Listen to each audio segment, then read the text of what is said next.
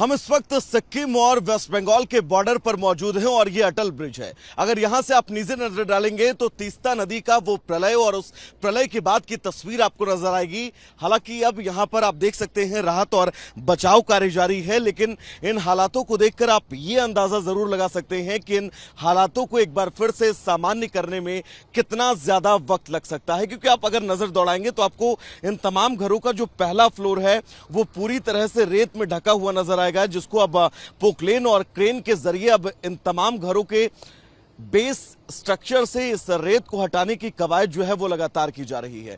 Surrounding अगर आप इस पूरी जगह पर नजर डालेंगे तो आपको जगह जगह पर पोकलेन मशीन और जेसीबी नजर आएंगी, जो इस पूरी रेत को हटाने का प्रयास कर रही हैं और कोशिश यही है जल्द से जल्द इन हालातों को सामान्य किया जा सके। क्योंकि यही वो जगह थी जिस जगह की तस्वीरें आपने देखी होंगी, कैसे बड़ी बड़ी गाड़ियां, बड़े बड़े मकान और घर इस रेत की जद में आए हुए थे, और जिसके बाद अब हालात आज चौथे दिन क्या कुछ है आप इन तस्वीरों के जरिए समझिएगा। अभिषेक, एक बार अगर आप थोड़ा सा आगे तस्वीर दिखा पाए तो दरअसल ये वो मेन रास्ता है जो इन घरों को जोड़ता है, लेकिन ये सड़क भी आपको अब नजर नहीं आ रही है। तकरीबन 15 से 20 फीट तक ये रेत जो है वो इस सड़क पर पहुंची। सड़क पर पहुंचने के बाद इन तमाम घरों को अपनी जद में लिया। और अगर आप नजर दौड़ाएंगे अभिषेक, एक बार क्लोज करके उन तमाम घरों के फर्स्ट फ्लोर को दिखाइएगा। ग्राउंड फ्लोर पूरी तरह से रेत में ढका हुआ है। साथ ही पहले फ्लोर तक अगर आप नजर दौड़ाएंगे तो पहले फ्लोर के अंदर तक ये रेत जो है वो पहुंची थी और उससे भी ऊपर वाटर लेवल था। अगर नजर आप दौड़ाएंगे तो आपको निशान जो है वो नजर आएंगे, पानी के जो निशान है, जिससे आप ये अंदाजा लगा सकते हैं कि 35 से 40 फीट तक इस नदी के जो इसका तल है उस तल से पानी ऊपर उठता है। पानी फिलहाल नीचे चला गया है। स्थितियां इस नदी की भी सामान्य हो चुकी हैं, लेकिन हालात अभी भी बहुत ज्यादा परेशान करने वाले हैं, डराने वाले हैं। और सबसे बड़ी चुनौती यहां पर रहने वाले लोगों के लिए है, जो अब अपने घर को पहले जैसा सामान्य करने की हर मुमकिन कोशिश कर रहे हैं। लेकिन आप अंदाजा लगा सकते हैं कि इन कोशिशों के बीच अब हालातों को फिर से एक बार सामान्य करना कितना ज्यादा मुश्किल होगा। हम इस वक्त सिक्किम और वेस्ट बंगाल के बॉर्डर पर मौजूद हैं और ये अटल ब्रिज है। अगर यहां से आप नीचे नजर डालेंगे तो तीस्ता नदी का वो प्रलय और उस प्रलय के बाद की तस्वीर आपको नजर आएगी।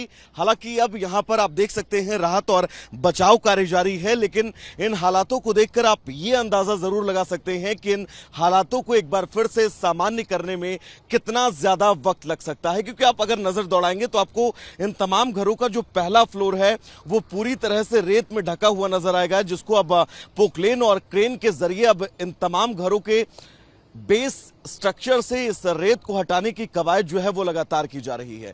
सराउंडिंग अगर आप इस पूरी जगह पर नजर डालेंगे तो आपको जगह जगह पर पोकलेन मशीन और जेसीबी नजर आएंगी, जो इस पूरी रेत को हटाने का प्रयास कर रही हैं और कोशिश यही है जल्द से जल्द इन हालातों को सामान्य किया जा सके। क्योंकि यही वो जगह थी जिस जगह की तस्वीरें आपने देखी होंगी, कैसे बड़ी बड़ी गाड़ियां, बड़े बड़े मकान और घर इस रेत की जद में आए हुए थे, और जिसके बाद अब हालात आज चौथे दिन क्या कुछ है आप इन तस्वीरों के जरिए समझिएगा।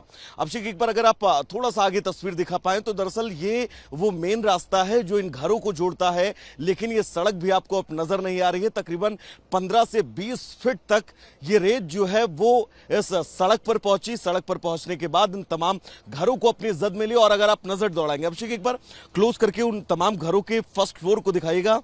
ग्राउंड फ्लोर पूरी तरह से रेत में ढका हुआ है। साथ ही पहले फ्लोर तक अगर आप नजर दौड़ाएंगे तो पहले फ्लोर के अंदर तक ये रेत जो है वो पहुंची थी और उससे भी ऊपर वाटर लेवल था। अगर नजर आप दौड़ाएंगे तो आपको निशान जो है वो नजर आएंगे, पानी के जो निशान है, जिससे आप ये अंदाजा लगा सकते हैं कि 35 से 40 फीट तक इस नदी के जो इसका तल है उस तल से पानी ऊपर उठता है।